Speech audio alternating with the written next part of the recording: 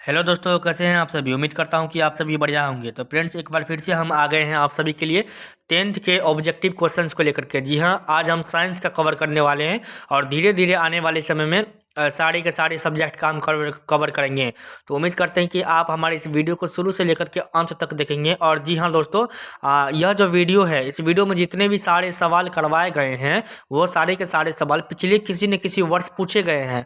तो उम्मीद करते हैं कि आप इन बातों को ध्यान में रख करके, ये बहुत ही ज़्यादा वीवीआई क्वेश्चन है, ये समझ करके आप इस वीडियो को शुरू से लेकर के अंत तक देखेंगे। तो चलिए दोस्तों, पहला सवाल शुरू करते हैं। तो दोस्तों, आज का पहला सवाल ये है कि प्रकाश की किरण गमन करती है, यानी कि प्रकाश की किरण जो है किधर गमन करती है।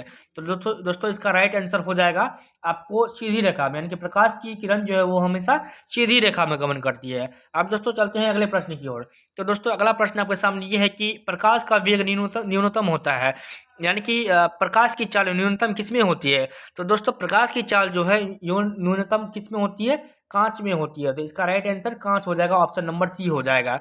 अब दोस्तों फिर से अगले प्रश्न पे चलते हैं। तो दोस्तों अगला प्रश्न हमारे सामने ये है कि मोटर गाड़ी के चालक के सामने लगा रहता है, यानी कि मोटर गाड़ी के चालक के सामने कौन सा दर्पण लगा रहता है। तो दोस्तों आप सभी जानते हैं कि इसमें जो है उत्तल दर्पण लगा रहता है। उत्तल दर्पण क्या करता है कि पीछे आने वाले जितने भी वाहन होते हैं उनको मतलब छोटा करके दिखाता है। तो ये उत्तल दर्पण के रूप में काम करता है। ठीक है। तो दोस्तों अब चलते हैं अगले प्रश्न की ओर। दोस्तों अगला जो हमारा प्रश्न है वो है समतल दर्पण द्वारा बना प्रतिबिंब होता है। तो दोस्तों दर्पण द्वारा जो बना प्रतिबिंब होता है वो होता है काल्पनिक, यानी कि हमेशा कौन होता है, समतल दर्पण द्वारा बना प्रतिबिंब हमेशा काल्पनिक होता है। तो ऑप्शन नंबर बी इसका राइट आंसर हो जाएगा। अब दोस्तों आगे बढ़ते हैं। अगला प्रश्न ये है कि लेंस की क्षमता का ऐसा ही मात्रक क्या होता है। तो दोस्तों लेंस की क्षमता का ऐसा ही मात्रक डायप्टर होता है। तो ऑप्शन नंबर सी इसका जो है राइट आंसर हो जाएगा, डायप्टर। अब दोस्तों चलते हैं अगले प्रश्न की ओर। अगला प्रश्न आपके सामने ये है कि प्रकाश की किरणों का पथ दर्शाने वाले चित्रों को कहा जाता है, यानी कि प्रकाश की किरण को जो दर्शाता है उसको क्या कहा जाता है। तो उसको कहा जाता है किरण आरेख। क्या कहा जाता है इसको, किरण आरेख। तो ऑप्शन नंबर ए इसका राइट आंसर हो जाएगा। अब दोस्तों बढ़ते हैं अगले प्रश्न की ओर। अगला जो प्रश्न है वो कह रहा है कि प्रकाश की किरणों के समूह को क्या कहते हैं। तो दोस्तों आप सभी पढ़े होंगे, प्रकाश की किरणों के समूह को हम लोग क्या कहते हैं, किरण पुंज कहते हैं। तो ऑप्शन नंबर बी इसका राइट आंसर हो जाएगा। अब दोस्तों चलते हैं अगले प्रश्न की ओर। अगला प्रश्न आपके सामने ये है कि उत्तल लेंस की क्षमता होती है। तो उत्तल लेंस की क्षमता आप लोग दोस्तों जानते होंगे कि उत्तल लेंस की क्षमता क्या होती है, यह धनात्मक होती है। तो ऑप्शन नंबर बी इसका राइट आंसर हो जाएगा। अब दोस्तों चलते हैं अगले प्रश्न की ओर। अगला जो प्रश्न है वो कह रहा है कि उत्तल लेंस को कहते हैं। तो दोस्तों उत्तल लेंस को हम लोग अभिसारी लेंस कहते हैं, यानी कि उत्तल लेंस को अभिसारी भी लेंस कहा जाता है, अभिसारी लेंस भी कहा जाता है। अब चलते हैं अगले प्रश्न की ओर। तो दोस्तों अगला जो प्रश्न है वो कह रहा है कि उत्तल लेंस को कहते हैं। तो उत्तल लेंस को हम लोग क्या कहते हैं, उत्तल लेंस को हम लोग अपसारी लेंस कहते हैं। तो ऑप्शन नंबर सी इसका राइट आंसर हो जाएगा। अब दोस्तों फिर से आगे बढ़ते हैं।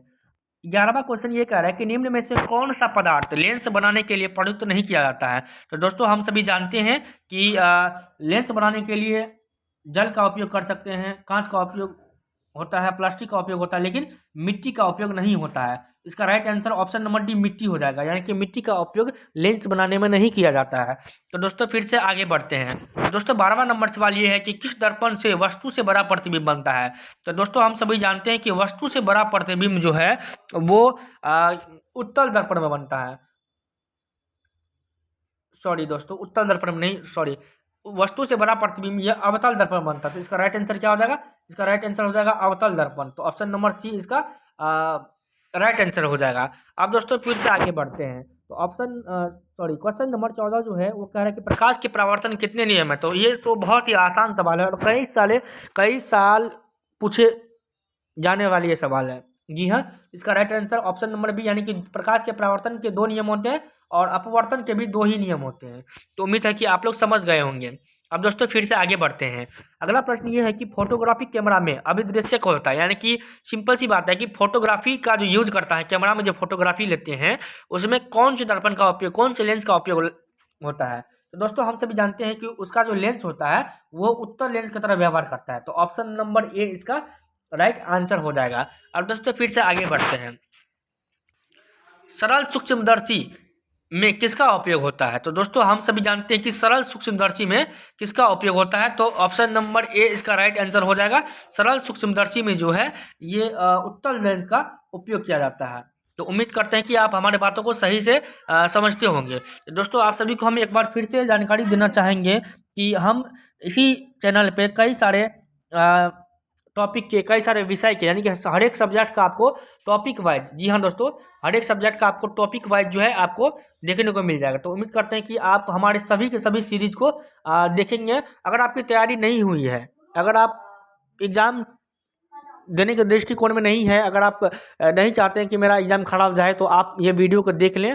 और उम्मीद करते हैं कि आप हमारे इस वीडियो को अंत तक देखेंगे और हमारे चैनल को भी सब्सक्राइब करेंगे। अब दोस्तों अगला प्रश्न देखते हैं। अगला प्रश्न ये कहता है कि किस लेंस के द्वारा सिर्फ काल्पनिक प्रतिबिंब बनता है? तो दोस्तों हम सभी जानते हैं कि अवतल लेंस के द्वारा काल्पनिक प्रतिबिंब बनाया जाता है। तो अवतल ऑप्शन नंबर बी इसका राइट आंसर हो जाएगा। अब दोस्तों बढ़ते हैं अगले प्रश्न की ओर। अगला प्रश्न जो है वो कह रहा है कि प्रकाश के परावर्तन के नियम से निर्धारित होता है। परावर्तन के नियम से निर्धारित क्या होता है? तो प्रकाश के यानी कि परावर्तन के नियम आप लोग पढ़े होंगे। तो आपतन कोण और परावर्तन कोण क्या होता है? आपस में बराबर होता है। तो ऑप्शन नंबर ए इसका जो है राइट आंसर हो जाएगा। ऑप्शन नंबर ए इसका राइट आंसर हो जाएगा। अब दोस्तों चलते हैं अगले प्रश्न की ओर। दोस्तों अगला जो प्रश्न है वो कह रहा है कि दाढ़ी बनाने में कौन सा दर्पण प्रयुक्त होता है? तो दोस्तों दाढ़ी बनाने में जो दर्पण का हम लोग उपयोग करते हैं वो अवतल दर्पण है। ऑप्शन नंबर सी इसका राइट आंसर हो जाएगा, अवतल दर्पण। अब दोस्तों फिर से हम अगले प्रश्न की ओर बढ़ते हैं। अगला प्रश्न है कि प्रकाश के अपवर्तन के नियम कितने हैं? तो दोस्तों इससे पहले भी आप लोगों को बताए थे, प्रकाश के अपवर्तन के नियम भी 2 है और परावर्तन के नियम भी 2 है। तो इसका right answer option number B हो जाएगा, इसका राइट आंसर। अब दोस्तों फिर से बढ़ते हैं अगले सवाल की ओर। अगला सवाल कह रहा है कि किसी माध्यम के अपवर्तनांक का मान क्या होता है? तो दोस्तों हम सभी जानते हैं कि प्रकाश के अपवर्तन के नियम से क्या होता है? साइन आई बटा साइन आर। तो यहाँ ऑप्शन नंबर ए हो जाएगा, sine i upon sine r. तो उम्मीद करते हैं कि आप इस वीडियो को अभी तक देख रहे होंगे। तो दोस्तों आगे बढ़ते हैं। अवतल लेंस का आवर्धन एम किसके बराबर होता है? दोस्तों इसका राइट आंसर आपको हो जाएगा ऑप्शन नंबर डी, यानी कि V/U के बराबर होता है इसका। ठीक है, अब दोस्तों फिर से आगे बढ़ते हैं। तो अगला प्रश्न ये है कि गोलीय दर्पण में फोकसांतर एवं वक्रता त्रिज्या के बीच क्या होता है? तो दोस्तों हम सभी पढ़े हैं कि F बराबर क्या होता है? R/2 होता है। F बराबर क्या होता है?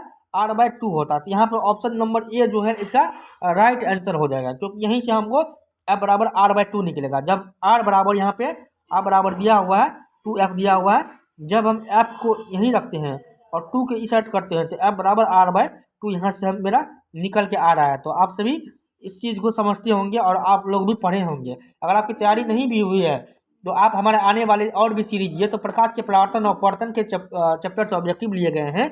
आने वाले और भी चैप्टर, मानव नेत्र और इससे भी आगे जो जो चैप्टर है, सभी चैप्टर से हम पढ़ने वाले हैं। तो उम्मीद करते हैं कि आप हमारे वीडियो अभी तक बने होंगे। जी हाँ दोस्तों, अब चलते हैं अगले प्रश्न की ओर। तो अगला प्रश्न जो है हमारे सामने वो ये है कि सोलर कुकर में प्रयोग किया जाता है। तो दोस्तों हम सभी जानते हैं कि सोलर कुकर में किसका प्रयोग किया जाता है?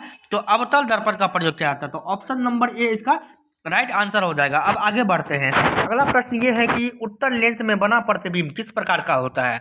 तो दोस्तों हम सभी जानते हैं कि उत्तल लेंस में जो प्रतिबिंब बनता है वो किस प्रकार का होता है? तो उत्तल लेंस में बना प्रतिबिंब जो है वो वास्तविक और उल्टा होता है। तो ऑप्शन नंबर बी इसका राइट आंसर हो जाएगा। अब दोस्तों चलते हैं अगले प्रश्न की ओर। तो अगला प्रश्न ये है कि वो किसी लेंस द्वारा उत्पन्न आवर्धन का असली मात्रक क्या होता है? तो दोस्तों हम सभी जानते होंगे कि किसी लेंस द्वारा जो उत्पन्न आवर्धन होता है वो मात्रक विहीन होता है, यानी कि उस पर किसी भी प्रकार का मात्रक नहीं होता है। तो उम्मीद करते हैं कि आप हमारे इस वीडियो में शुरू से लेकर के अंत तक बने होंगे और ये आज का अंतिम सवाल था। तो दोस्तों उम्मीद करते हैं कि आप हमारे इस वीडियो में शुरू से लेकर के अंत तक बने होंगे। तो दोस्तों आप सभी को एक बार फिर से जानकारी देना चाहते हैं, अगर आपने हमारे चैनल को सब्सक्राइब नहीं किया है तो अभी सब्सक्राइब कीजिए। और दोस्तों वीडियो बनाने में बहुत मेहनत लगता है, इसीलिए एक लाइक ज़रूर कर दें। और आपको अगर और भी वीडियोस चाहिए, और भी किसी टॉपिक पे वीडियोस चाहिए, तो आप हमारे कमेंट बॉक्स में कमेंट करके बोल सकते हैं कि आपको किस टॉपिक पे वीडियो चाहिए। तो आप हमारे कमेंट बॉक्स में कमेंट भी कर सकते हैं। तो उम्मीद करते हैं कि आपको हमारा वीडियो अच्छा लगा होगा। तो आज के लिए बस इतना ही, मिलते हैं साइंस के अगले चैप्टर में। तब तक के लिए टाटा बाय बाय।